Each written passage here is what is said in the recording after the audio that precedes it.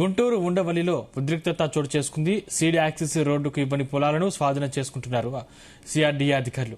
నష్టపరిహారం ఇవ్వకుండా పొలాల్లో పంటను ధ్వంసం చేస్తున్నారని ఆవేదన వ్యక్తం చేస్తున్నారు రైతులు. సిఆర్డీఏ అధికారులను రైతులు అడ్డుకోవడంతో అక్కడ ఉద్రిక్త పరిస్థితులు ఏర్పడ్డాయి.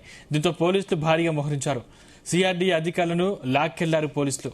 రైతులకు పోలీసులకు మధ్య తీవ్ర వాగ్వాదం చోటు చేసుకుంది.